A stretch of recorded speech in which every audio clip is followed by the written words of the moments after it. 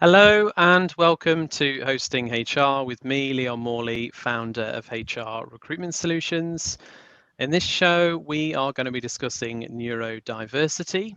We're currently live across Facebook, LinkedIn, YouTube, and also on Twitter. If you have any questions, you can get them across to our lovely panel, which we'll introduce to shortly. And any comments, thoughts, opinions, we like to hear those too, so feel free to get involved. I think the only one you can't do that with is Twitter. So you can tweet on there, but we won't see that on the actual show. I should also start with a bit of an apology. The last show that we did, which was called How to Build a High Performing Team.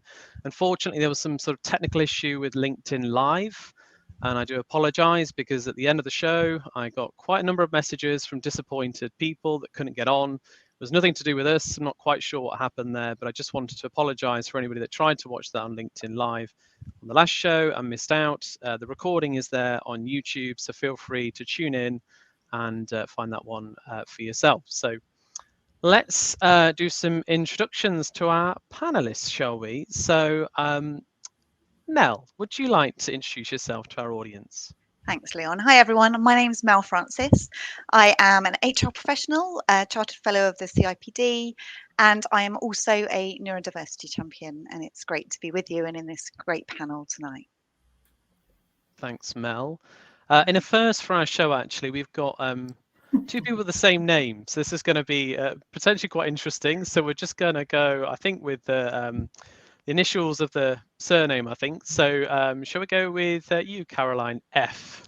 Would you like to introduce yourself? Yes, of course. Hi, everyone. I'm Caroline Foster. Very delighted to be here. I'm a long-standing HR director across a broad, very wide range of sectors in and out of the UK. I'm a strong advocate of representing all minorities in the workplace and have a keen interest in neurodivergent communities. I currently reside as People Director with the National Autistic Society, and I have a number of neurodiverse family members across my extended family. Thank you, Caroline. Thank you very much for your time with us today. Caroline B, would you like to introduce yourself to our audience? Hello, my name is Caroline Bigsby. I'm the HR director at Scott & Bland, a regional accountancy firm based in the east of England. So yeah, I'm passionate about inclusion. I'm also chair of trustees of a charity that includes people from our society that aren't included through the power of nature. So actually through woods and mental health coming together. Thank you very much. So it would be great if anyone's watching on LinkedIn now, if they could let us know that the link is working well. So yeah, if you're on there, please do drop a comment. I can see a comment that's come through from YouTube, but I've not seen anything on LinkedIn yet. So it'd be good to know if you're there. Please do drop a comment, even if you just put hi. It'd be great to know that link is working. So for many of you that have watched these shows before, you'll be very familiar with what comes next. It's time for 2 lies, 1 truth.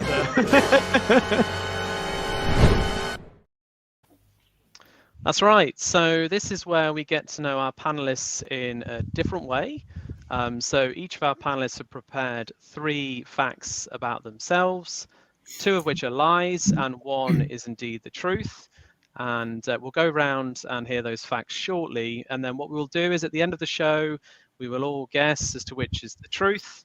And just to let you know, the last few shows, by the way, if those that have watched them would have seen that I've got a really good record on this at the moment. So I missed 1 in the last show, but the show before that, I managed to get all 3 correct. So yeah, I'm planning on going to poker after this, I think, because clearly I've got a good read on people. So, but yeah, so let's start with our facts then. So Mel, would you like to go first and tell us your 3 facts? My 3. Okay. So my first fact is that I have worked in HR for 30 years.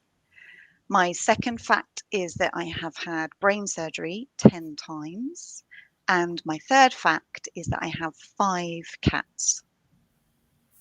Okay.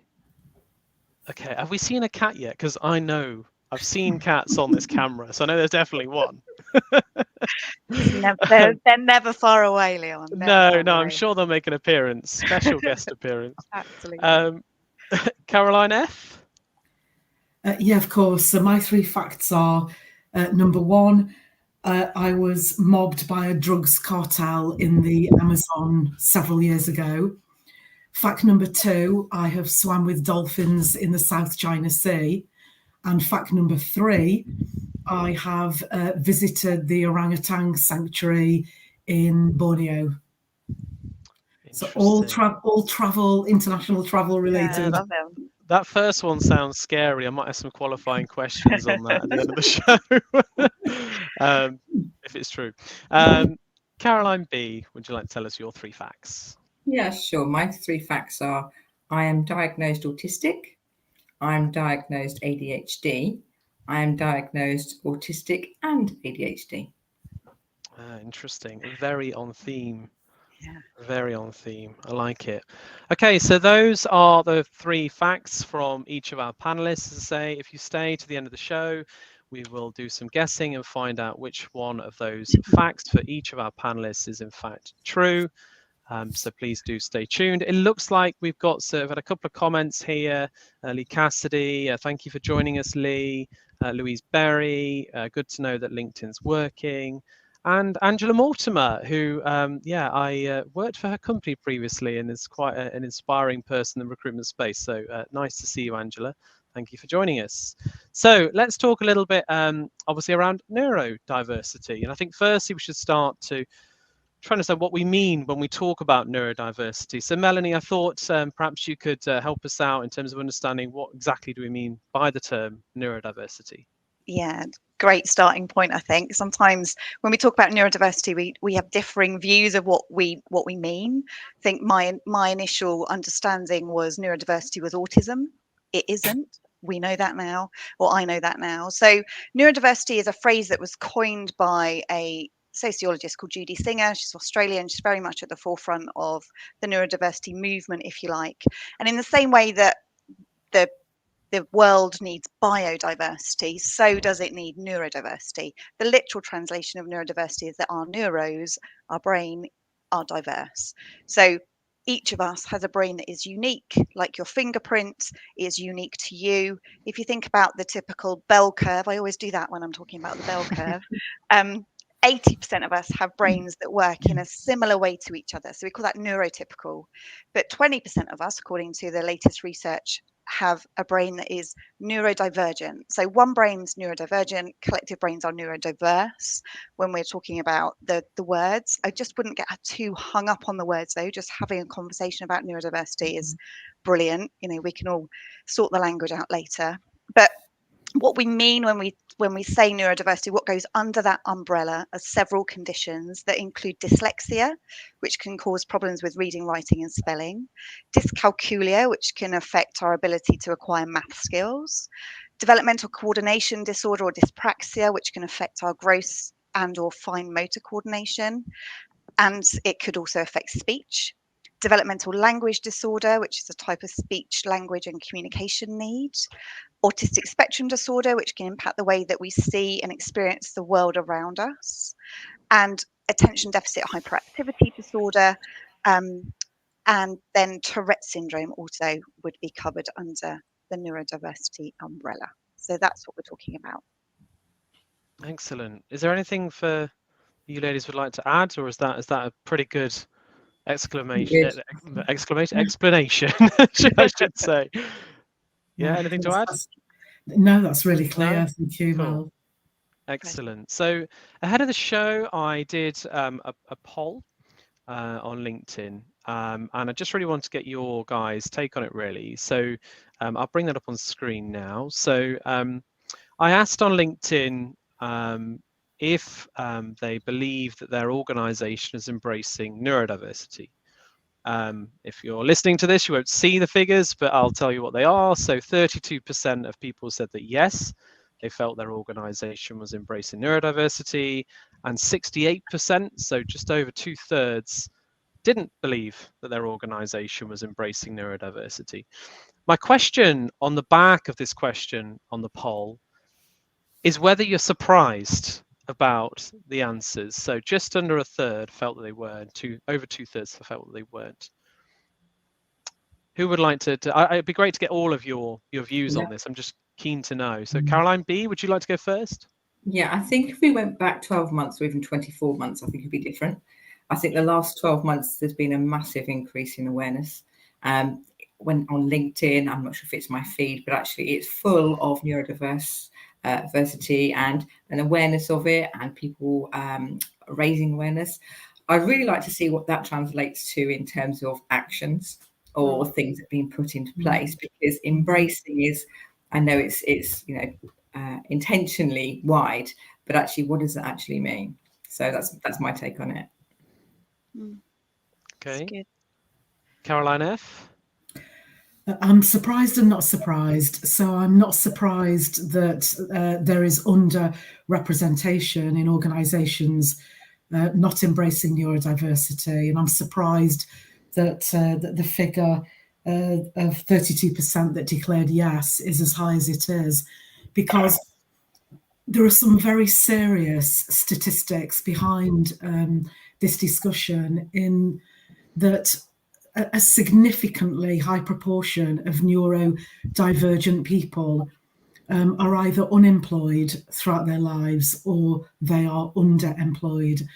And that's a real concern. In my career as a HR director, there are almost none of the organisations that I've worked in that have had a authentic passion for developing opportunities, through education and paid employment for the neurodiverse. And indeed, again, a high proportion from my experience don't really understand what neurodiversity actually means, let alone go out of the way to develop strategies and plans to seek neurodivergent people in their employment populations.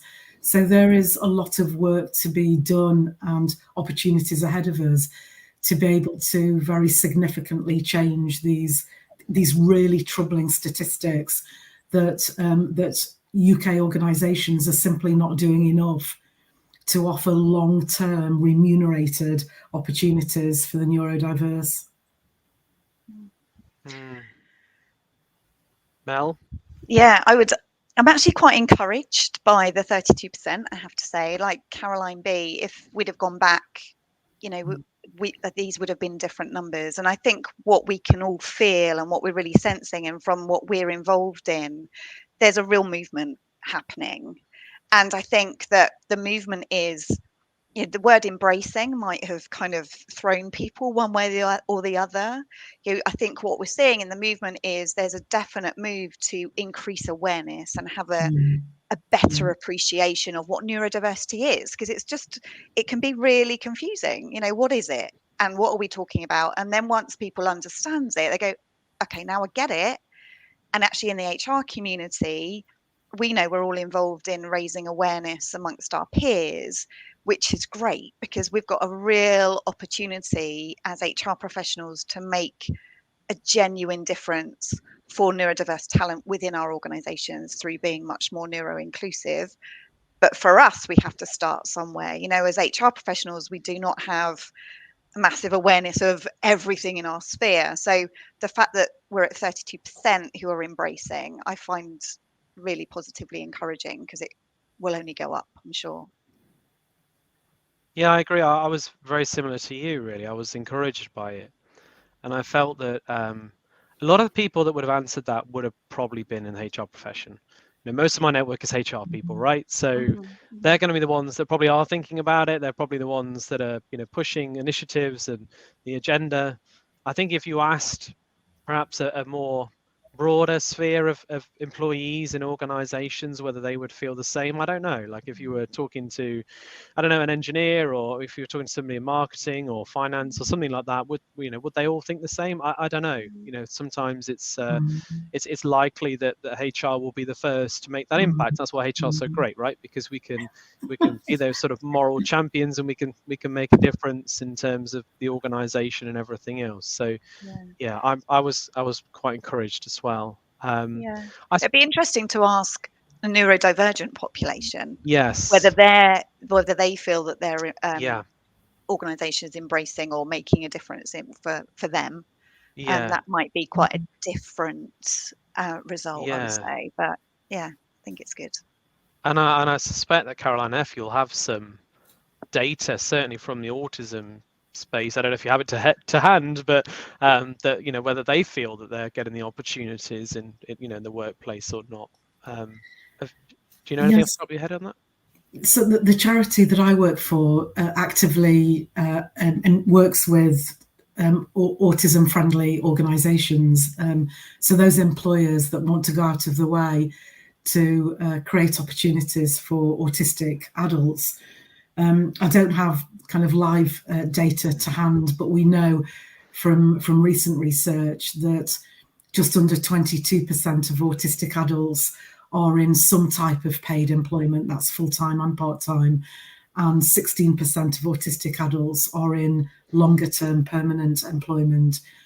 But a very large proportion of unemployed autistic adults are seeking active employment opportunities. Yeah, so that the data doesn't necessarily correlate perfectly to that, does it? No. I suppose the other thing as well from our perspective is why is this important? Is this just about doing the right thing for the sake of doing the right thing? I'm intrigued in terms of, is there a real strong business case almost for this? So why should we be encouraging neurodiversity in the workplace? Perhaps Caroline F, you could go with that. Of course, there are some really interesting studies, both in the UK and further afield, of the real tangible benefits of employing neurodiverse people. And there are some particular studies that strongly suggest that the levels of productivity are often 30% or up to 30% higher in neurodivergent work communities than there are against their neurotypical counterparts. And again, very often neurodiverse people are, without wishing to stereotype at all, because every single human being with a neurodiverse condition is very different. But some of the generalizations in that kind of battle for talent suggest that there is often very high levels of integrity and strong work ethics from neurodiverse employees. There are often higher levels of creativity, innovation, and problem solving, because many neurodiverse people connect to the world of work and see things in very different ways. There's evidence that suggests that neurodiverse adults in the workplace are likely to grasp complex patterns of data and to use a range of different thinking styles in which to come to conclusions and insights that neurotypicals would take longer to do. There's often a very strong focus in concentration, in attention, and in logical abilities in the workplace. And there's often a superior attention paid to detail, and that's often why we see a lot of neurodiverse adults that move into certain professions and sectors to really bring out those skills and advantages. That's great, and I think we've busted some myths there as well about potentially. We were talking about this, Caroline B and I think the first time we talked about some of the myths surrounding it and what people perceive and think. I don't know if either of you two have got anything to add in terms of some of the myths that are out there at the moment. I think from my experience, it's one of those, if you've got dyslexia, you can't be an accountant because actually you're going to mess the numbers up. If you have autism, you can't then deal with people because that's an autistic trait, isn't it?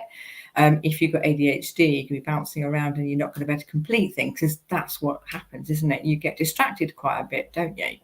And I think it's one of the same things again. It's about then intelligence levels are laid onto that and say, well, you can't be that bright. How are you going to get that? So there are some of the things actually are barriers that people have to overcome in addition to the normal barriers that everyone else has to do. There's some great myths, Caroline. I think they're the types of things. I know that I was involved in a panel once to look at assessing potential applicants for a graduate scheme that was going to be working in IT, and I was given, you know, a list of good and bad indicators of behaviour, and the bad list was like, you know, a list of autistic traits. Yes. And, you know, this was a group of people who were going into an IT function. They were not going to be customer facing. They were coming in because of their technical expertise. And, you know, I was asked to kind of rate them down if they couldn't hold a conversation or keep eye contact and, you know, they're the types of things that we have to really think about. And I know we'll probably go on to think about neuroinclusivity, but, you know, busting some of those myths and going to the individual is absolutely crucial. So I remember when my son was diagnosed and I researched autism in particular, there was this one phrase which I always repeat, which is, if you've met one person with autism, you've met one person with autism. Absolutely, 100%. And I would, you know, replace the word autism with any of the neurodiverse conditions, right? This is about, who is this person? What is their individuality? What are their strengths? What are their challenges? How can I get to know them? Rather than going, oh, you're autistic, that means X. No, it doesn't. Get to know what the strengths and challenges of that person are. Get to know the person individually. 100% agree. And the difficult thing as well with that, though, is if you are somebody who is neurodivergent, what do I need to do? They probably might not even know. And it's one of those things, it's really difficult. How do you know what you need if you don't know what you need? So actually, it's about then asking the questions surrounding that. What do you find difficult? And actually just doing some of those sort of basic stuff that we all can do. Exactly. And having the patience to do it. Yeah. And having the patience to let them work that out as well, right? So when you're starting a new job, you might not know what you need. You know, you've got to get used to the ways of working, the environment, the people you're working with. So it might not be till 6 weeks later where you go, actually, do you know what? That light bulb's really bright and I just can't concentrate with that. So can we get a dimmer light bulb, or can you move me away from the kitchen because I can't concentrate with the smells that are coming from, you know, all of those things might evolve. So creating that culture and that environment where people feel able to have those conversations at any point is really vital. It seems that in terms of some of the feeling that I get is that a lot of times people are finding out quite late on in their lives, and they're in careers, and they're probably been very successful in their careers, but they're finding out at a point that, you know, that it kind of explain, but they sort of figure out, they get a diagnosis, and then they think, okay, that explains it a bit more to me now, in terms of I've got almost a label for it, as it were, in terms of that. So it's interesting that obviously that isn't really picked up earlier, and whether that's again an awareness thing just around people as well, in terms of, oh, I must be a bit different to everybody else. I don't really know why, or why I do things differently, or why I struggle with X, Y, and Z. But I feel like now people are just more aware that 1 in 5, that was right, I think the figure I wrote down, 1 in 5 people are neurodivergent. So very interesting. I suppose thinking about this from a HR perspective, I mean, obviously this show is hosting HR, it's aimed at the HR profession. From a HR perspective, if they feel, if they're part of that 60, whatever it was, 67, 68% mark, the 2/3, and they think, well, I want to make a difference here, I want to embrace it because of all the things that Caroline F was talking about in terms of the actual business case scenario. So how would you encourage, like, what should a HR person do to encourage their organization to embrace neurodiversity? What would be your advice to a HR person listening to the show that wants to make a difference? Shall I take that? Yeah, go Mel. Yeah. So all of us as HR professionals, I think we've got a real interest in making the world a better place for all of our employees, right? So the first thing I would say is, look, take responsibility for that. If you've got an interest in neurodiversity, start the conversation and get it going. And then the first point to start at, I think, is raising awareness. So like we've talked about today, what is neurodiversity? What does that look like?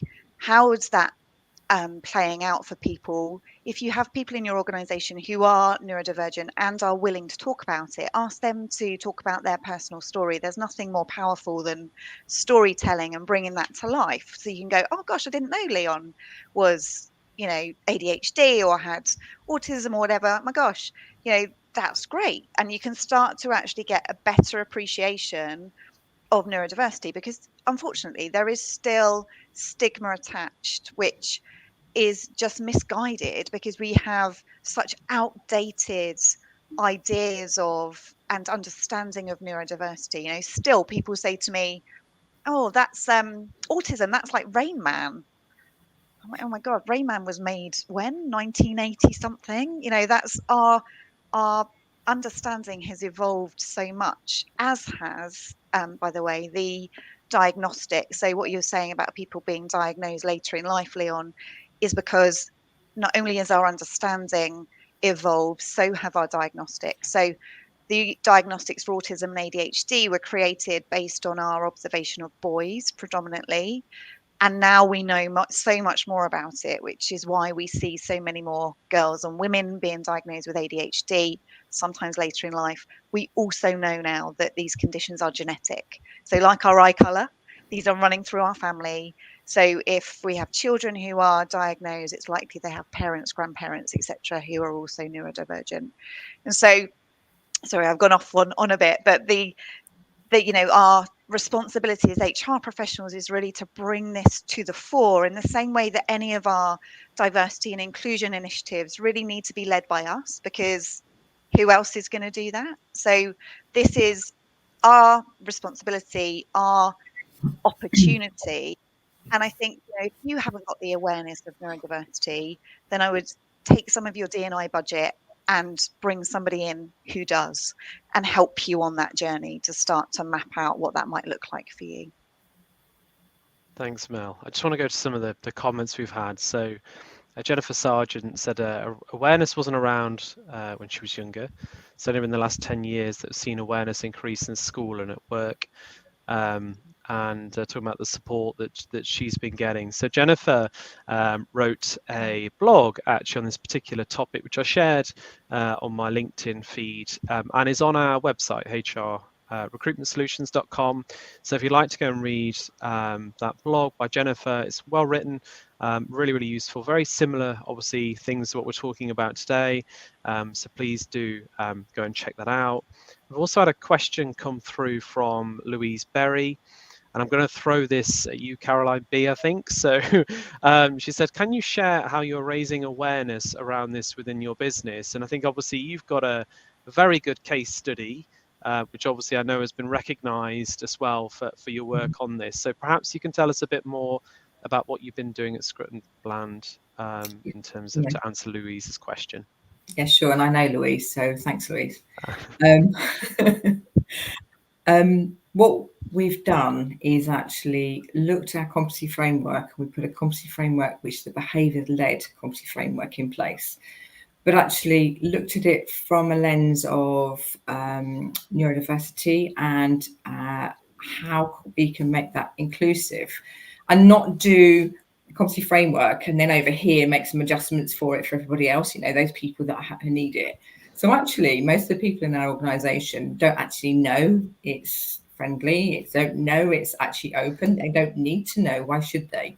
What you're doing is creating something that actually has clear, simple framework that anybody can access.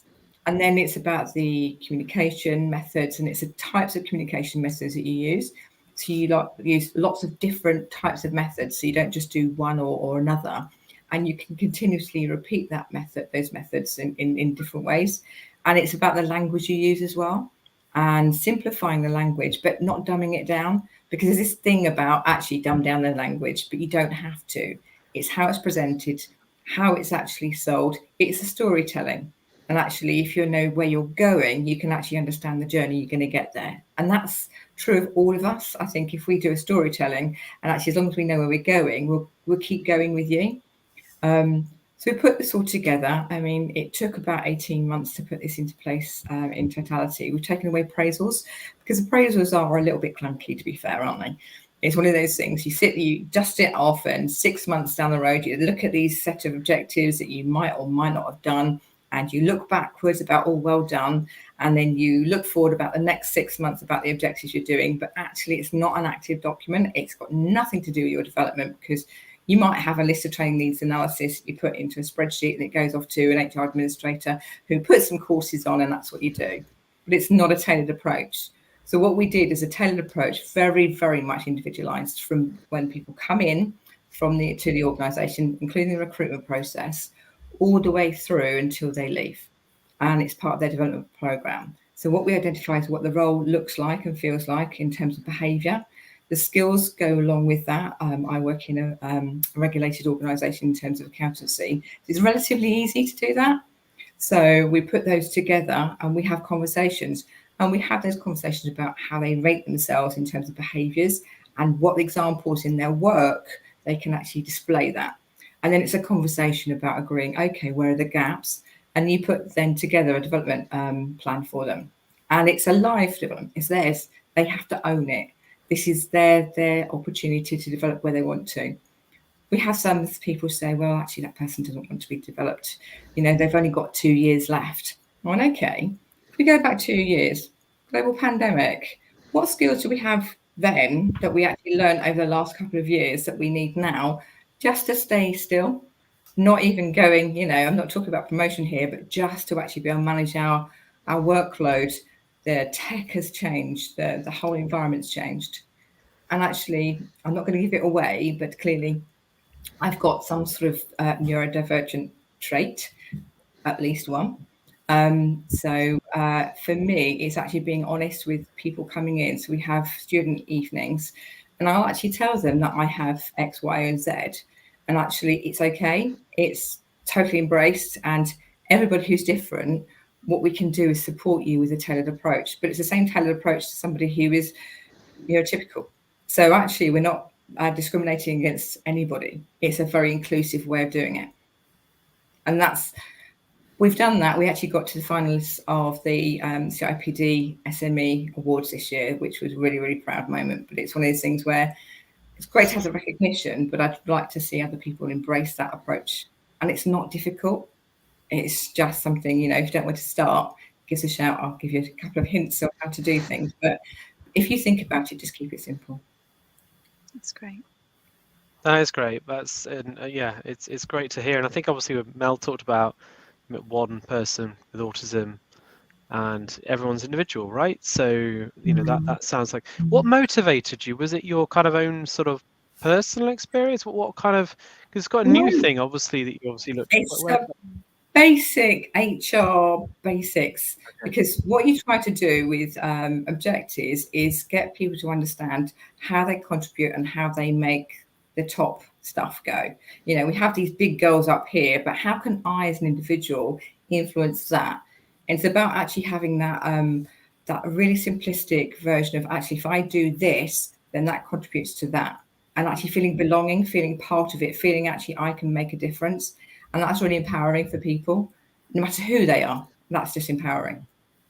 That's great. Excellent. And I can probably hear most of the HR professionals on this call wanting to get in touch to understand how we can get rid of the appraisal process along the way, Caroline. I think that would be an absolute joy. I think performance management, might be another show. I think it's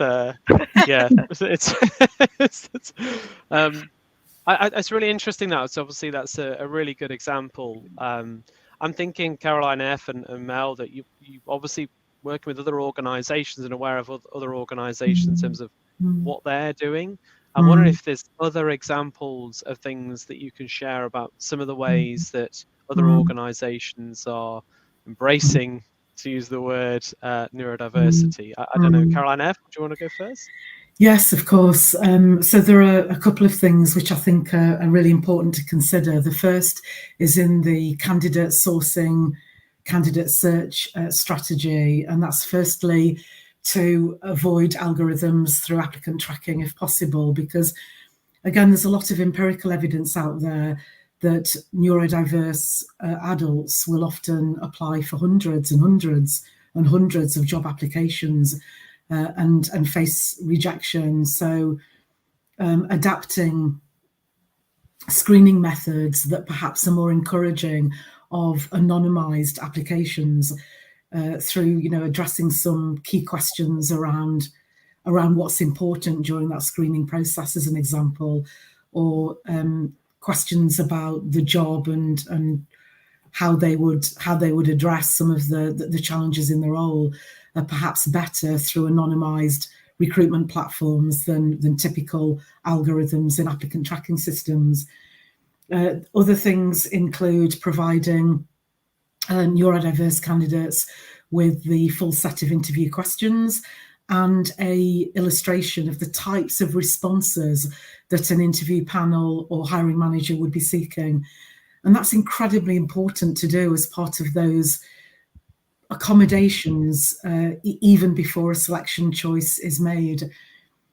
Other opportunities would include having neurodivergent employees involved in the hiring process, so that there is, very genuine practices and authenticity in opening up opportunities to seek better employment opportunities for the neurodiverse.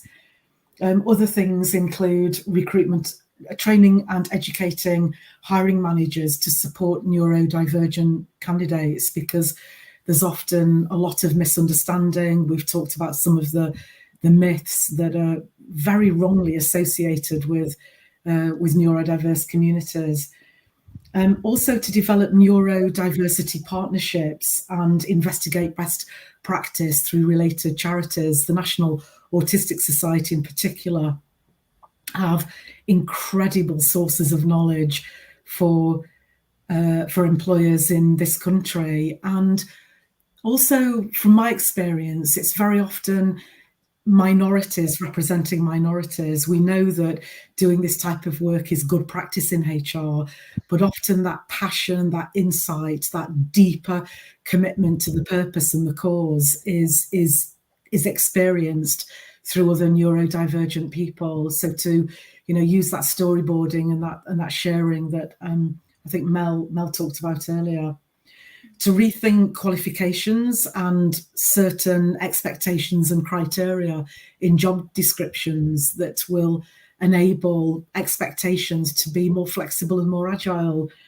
and also to avoid hiring from familiar talent pools, and actively partner with recruitment organisations who are proactive in this area, or who have recruitment strategies within their practices that deliberately seek out and open up opportunities for neurodiverse people. I think they're great examples. And they're great examples of what we can really do to make a positive difference at the attraction and recruitment part of the employee life cycle. The other, obviously, the employee life cycle is quite long, hopefully. And what I've been doing through my work at Neuroinclusive HR is having a look at what are the other elements of the employee life cycle. How can we be neuro-inclusive throughout?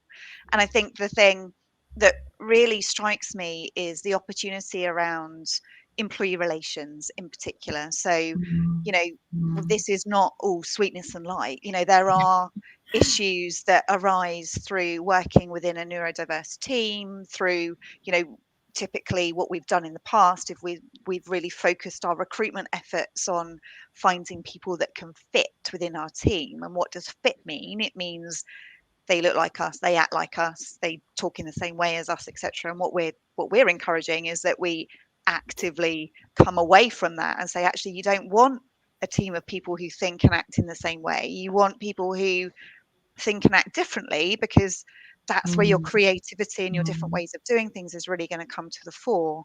But that in itself throws up some employee relations issues and challenges that we as HR professionals are being presented with. So conduct,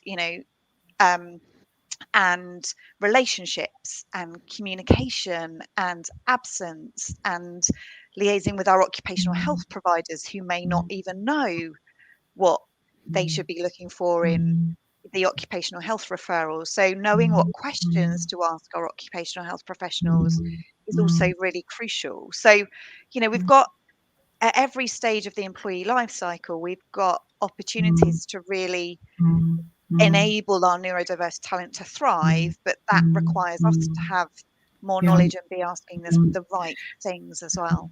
And I think you make a striking point, Mel, because one of the areas of shared commonality across neurodivergent working adults is the impairment of executive functioning. So a number of the things that you've outlined, many of the neurodiverse will struggle with and simply cannot do. So that degree of adjustment, of compassion, nurture, understanding, adaptability is absolutely crucial to support the long-term development and viability of neurodiverse people, because I've seen so many examples in my career where it's the opposite has happened and where it's spiraled out of control because assumptions have been made, for example, for an individual who may struggle with emotional regulation, or someone who may struggle with managing competing complex tasks, or someone who may recall the wrong information in a board meeting. Those are all examples that I've seen and experienced where it's really important that that understanding and those adaptations are considered. Yeah. And also thinking about, just thinking again about, sometimes we'll go, right, 3 strikes and you're out type thing. And we do that typically in large organizations, don't we? So for example, if you're late 3 times, that's going to be a disciplinary. Well, that could be a nightmare for somebody who is neurodivergent, who's trying to sort themselves out and get to places, and they've got 7 alarms and they still can't get there on time. That's just a thing, and we have to accept that sometimes people are going to be late and they're going to get lost, and they're going to interrupt each other in meetings, or cut across and come across blunt and seem rude. But unless we actually take a step back and take time to understand and appreciate that, then we're just making assumptions, and we're coming to the wrong conclusions and being detrimental to our neurodiverse talent. I was just going to say that all of these things that you're talking about, they don't really seem to need a big budget. Like Mel, you said earlier about your D&I budget, just get some training in this sort of area, get some support if you're not sure. What you should be doing, or how what impact you can have and what you can execute to make a difference in neurodiversity. None of this seems expensive at all, really. It just seems more around sort of practice and things like that. I mean, Caroline B, I'm imagining it didn't, apart from time and just getting some awareness and things, that in terms of actual raw money and budget, was it an expensive thing? We didn't spend a penny. Honestly, we didn't spend a penny. It was about, we were going to do it anyway. We did some internal training, which as the HR team wrote. I said to them, you're going to write these, you're going to present this, and it's a learning opportunity for you. After they'd recoiled for a bit and came back, and they did, and actually they presented it, and we had a group of managers across the whole organisation that we have as our leadership forum, who are our communication forum and such. So it's about talking with them and actually getting them to understand why, where, and how, and then seeping across the whole of the organisation, so it becomes part of the expected. This is what we're going to do. This is how it is. There's lots of resources online, Leon. I mean, Deloitte are really good at this. If you have a look, there's a couple of links if you want me to share to actually give you some tips about how to recruit. And there's case studies, there's some training online. There's also ADHD UK got a welfare pack that you can download and you can actually use, and you can give that to your line managers. It's very easy to read. So all of this stuff is free. So no, money is not the issue. I just want to say, if you're watching this or you're enjoying this show, please do drop us a like. It does really help with future shows, this show, so people can see it and it hits more people. So please do give us a thumbs up. I want to talk a little bit about well-being, really, and kind of how that fits in with it, because I know when we talked off air previously, we talked about how the neurodivergent community are more likely to suffer with well-being issues, basically. And I'm thinking about what organizations, what HR can do to try and make some adaptations potentially. Is there anything in terms of what they can do to mitigate that risk of burnout, for example, within the workplace. And coming to you, Caroline F, on this one, please. Yes, of course. And it's very well again understood that the neurodiverse have a higher propensity to experience stress, anxiety, depression, and burnout. And it's often because of the confusion of trying to function in a neurotypical world, and often, particularly with conditions like ADHD and a racy brain, that burnout is often more likely because of the speed of how many people with that particular diagnosis kind of interact and behave. So having preventative measures are really very important. And the things that I would really raise here are being flexible and being agile in the approach to work, and the ways in which the neurodiverse communities connect to work. And what I mean by that is, firstly, in terms of flexibility, to encourage home working if that's preferred. And in agile approaches, being flexible outside of that 9 to 5 traditional way of working. And if people are doing jobs where it doesn't really matter where they are located or what hours they work, to adopt more of a collaboration and outcome focused relationship rather than a relationship that's based on visibility within a certain start and finish time. Other things that I would encourage is to assign workplace buddies, ideally other neurodiverse people who can offer, that mentorship, that sounding board, and to have someone who can be a good listener and to understand and to advocate within the organisation for changes and accommodations. To also conduct regular check-ins with that neurodiverse person to ensure that they are not suffering in silence, or that they're not fearing speaking up because of any potential consequences. And that involves adopting and creating a culture which is, harmonious to authenticity, to good feedback, to have highly supportive mechanisms in place that enable neurodiverse people to feel psychologically safe at work. To avoid environments that will create overstimulation and risk the factor of sensory overload. So, have lighting and desk spaces and work environments that can avoid those type of things. And if that isn't possible, to have opportunities where individuals can leave that environment and go into a safer, kind of calmer place in the office or other workplaces.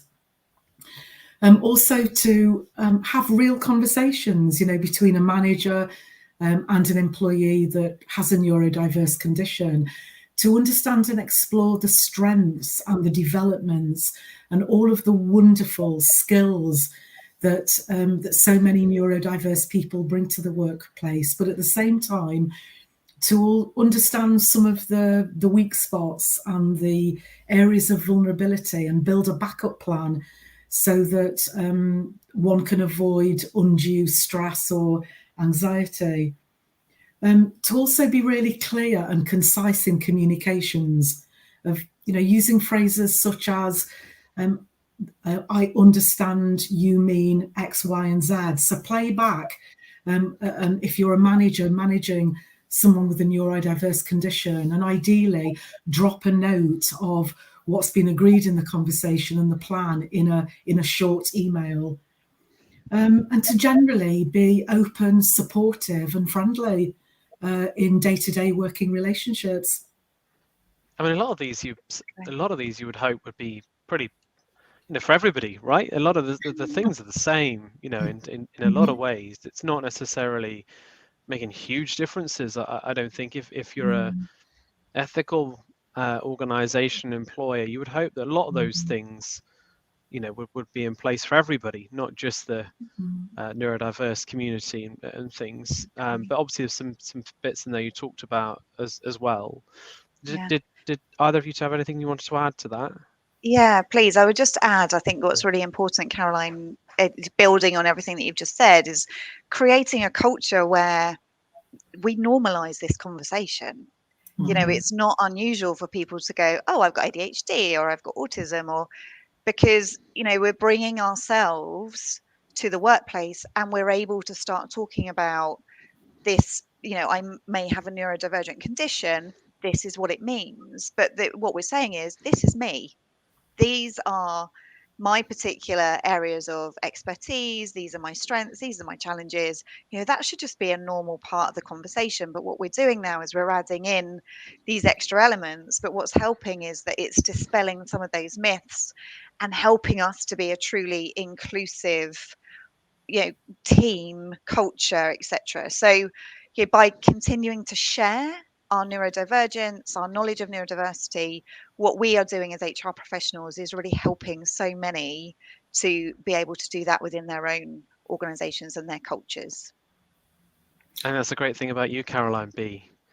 Because whatever the truth is on this, we know that obviously you are part of that community and you are also a rock star in HR, right? So, you know, Yeah, you are. I think this one is where majority of people who are neurodivergent will mask, and it's a really difficult thing to describe, the masking, but it's where I get emotional. It's hard. Should we move on? Do you want us to? Okay. Yeah, I think, I mean, you're very brave, Caroline, for even raising this, because there's a very, very high proportion of neurodiverse females who learn to mask from a really, really young age. And it's one of the reasons why so many women are now experiencing later, you know, adult diagnosis, you know, where the world so often has been overwhelming, has been confusing.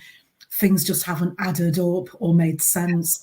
There's often been adverse reactions to things that, you know, that particular female just wouldn't be able to make sense of or understand. And so learning to mask, you know, from being really young is a thing that happens. Kids learn to mask. They learn to give what is acceptable by the masses. They learn at a very early age how to disguise some of the things to be able to survive. And it's a very difficult thing. I mean, Alistair's on the thing. Alistair's one of the lecturers. Yeah, that's gonna be my next question. I can bring it up. And so, yeah, Alistair, I work with Alistair, and we work with students, and actually there are some tools that we can use as a Do It profiler, which is fantastic. It gives an indicator of the type. It's not an assessment tool.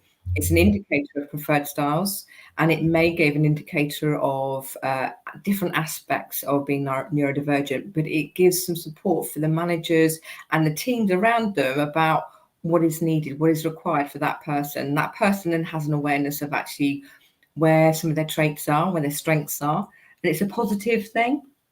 And the masking bit it's incredibly hard, because you do mask because you want to belong, you want to, you know, fit, whatever fit looks like. And because of the traits that you have, what your neurodivergent traits are, it's one of those things, you know, you're different, you just know. And it's that whole thing about you want to be successful and you want to do things, but it's so hard because you're shattered. The end of a 5-day week, if someone works 5 days, Monday to Friday, I bet you the person who are masking all week will be absolutely shattered. They can't cope. They won't be able to think or be able to do anything, because actually it's so tiring just trying to be normal. So for those not to be. Yeah.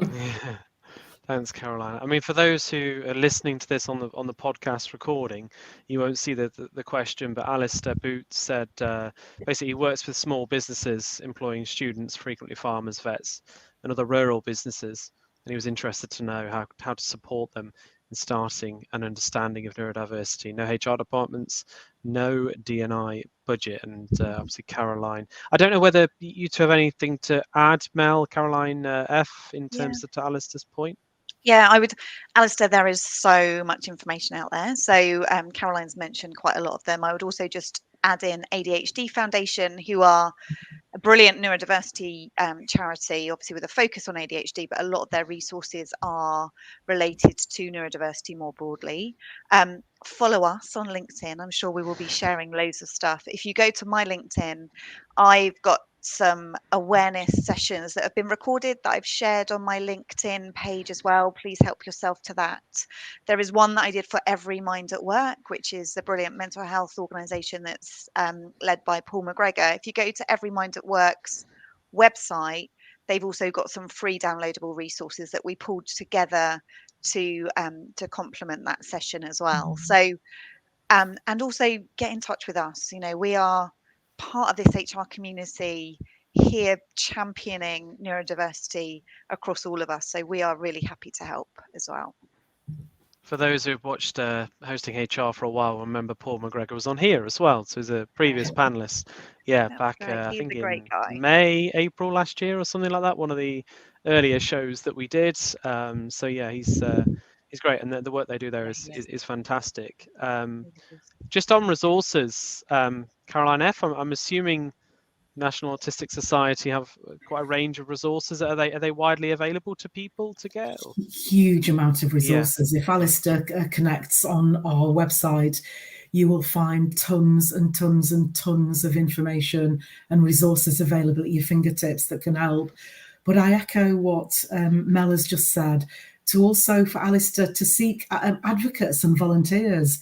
So people who have such passion to make a difference in the world of work and who can speak from experience and with confidence about offering opportunities to the neurodiverse. Great. Excellent. Caroline B, anything you want to, any other? I'm sure I've got a meeting with Alistair soon, so I'm sure he'll get some okay. You'll be able to get some first-hand okay, advice. Alistair, yes. Very lucky, Alistair, there to have that. But yeah, I mean, there seems to be plenty of stuff. In my research, obviously, as part of preparing the show, notes and things like that, I found lots of stuff just by Googling, most of it entirely free. Obviously, for HR professionals, the CIPD has got quite a lot of information around this particular area. So if you remember there, and I always advocate for the CIPD because we're a partner for them, a recruit for them. So yeah, certainly go check out the stuff that they've got. I spoke to actually a number of people that actually didn't come on the panel in the end because I could only pick 3, but some really good people around that. I spoke to some clinicians and real kind of range of people there, that people that have got their own businesses and really kind of do some good work, very much like Mel and her organisation as well. So there seems to be lots out there. If you want to find it, then the internet pretty much will find whatever you want for whatever you want to find. So yeah, I would certainly go there, and there's plenty of stuff that seems to be really easily available. You just got to go and want to find it and then want to actually make a difference with it. We're coming up to close to the end of the show, so we're coming up to our hour now. We're going to start to wrap up. So obviously earlier on the show we did our 2 lies, 1 truth. Let's go through now and let's see if we can guess the real truth from each of our panelists. 3 facts. Before I do that though, please, if you're watching on YouTube, please do give us a thumbs up. Same on LinkedIn. It'd be great to get any sort of support. If you're watching on Twitter, I think there's the heart emoji or whatever. That would be great just to kind of obviously spread the word for this particular show. And if you enjoyed this show and you like a lot of the HR stuff that we do, there's lots of other shows. I think this is a 17th or 18th show now on a range of different topics.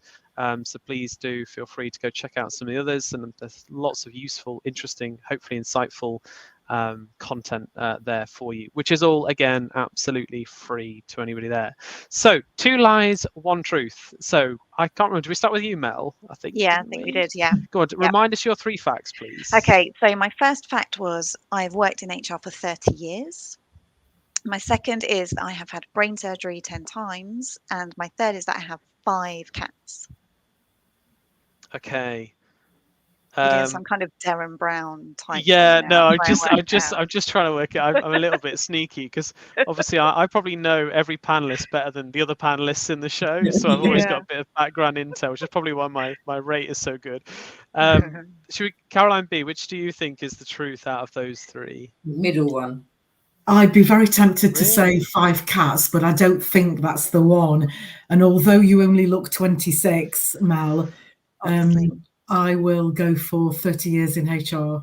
Okay, I'm not going to go for that because Mel looks far too young for that. See, you're all my new best friends. And also, I know there's more than one cat because I'm sure. Yeah, exactly. And I've seen a tabby cat. So I don't know if it's 5, but I'm going to go for the 5 cats. So we're all going for a different one. So which one is it, Mel? Okay. The truth is that I have had brain surgery 10 times. Wow. No way. Gosh. Yeah, there you go. Wow, that's quite a lot. A striking one, isn't it? Yeah. I'm not really sure what to say, but obviously all okay. All Now. absolutely fine, which is why I'm glad we're at the end of the hour, because there's a whole other hour worth of conversation in that. But yeah, all good. But yeah, quite an interesting period of my 20s. I can imagine. Wow. Okay. I can't remember who we came to. I think it was Caroline F. I think we went to next, if I'm right. Yes, yeah. So, 3 facts. Yeah, mine were that I was mobbed by a drug cartel in the Amazon. My second was that I swam with dolphins in the South China Sea. And my third one was that I visited the orangutan sanctuary in Borneo. Okay. Caroline B, what do you think? I'd love the first one to be true, but I think it's the South China Sea, the dolphins. South China Sea dolphins. Okay. Mel? I'm going for the orangutans. Orangutan. Okay, because it's interesting because I have a feeling many years ago, Caroline, we were having coffee, and I'm sure you told me about you're getting mugged or something like that somewhere on your travels. I'm feeling like I've heard this. I'm sure I know this actually, but I might be wrong. So I'm going to go with the top one. Okay. Which is you got mobbed. It was the Amazon. In the Amazon, yeah. Yeah. I've done a lot of travel and I've had a lot of experiences in my life, but the truth is visiting the orangutan sanctuary in Borneo. I love that you even came up with the others. Oh, that's brilliant. There we go. Excellent. So finally, Caroline B, your 3 facts, please. I am diagnosed autistic, I am diagnosed ADHD, or I am diagnosed with both. Mel? It's really, as we know through our kind of line of research, it's much more common for women to be diagnosed with both as they get older or later in life and start to recognize those traits about each other. Sometimes we don't reach the line of diagnostic, but I'm going to go for C, both. Caroline F? I have no idea at all, and it's really a guess, so I'll go with the first one. Yeah, I think I know actually. So I'd be cheating. I think. Well, I don't know if I do know actually. I'm going to say ADHD. So I'm the second one. Diagnosed as ADHD, but I do have autistic traits too. Okay. And dyscalculia as well. There we go. So yeah. So that. Right. Sorry. In for a penny, in for a pound. Yes, yeah. But like Mel says, it seems quite common in terms of that. So, thank you all for attending. Thank you for those that have watched. I can still see people are watching us now, so that's great to see that people have stayed to get to the end of this. As mentioned, please do like, subscribe. If I can helping in terms of with any HR recruitment, then you know where I am. If you're looking for a new role, etc., then there's our jobs are on our website, so everything is there. And if you would like us to cover a particular topic on hosting HR, obviously got to be HR related, then let me know. You can drop me an email or reach out to me on LinkedIn or what have you. And yeah, I'd certainly like to know what you guys want rather than necessarily what I'm thinking might be good. So please do let me know. This is how this show came about. I was approached by several people about doing this. It took me a while to get it on, but yeah, here we are. So yeah, do let us know what you'd like us to discuss, what experts you'd like, etc. And I'll do my very best to get it. But otherwise, thank you 3 for for joining me on Hosting HR, and thank you for watching or listening along. Thank you. Thank you. Thank you.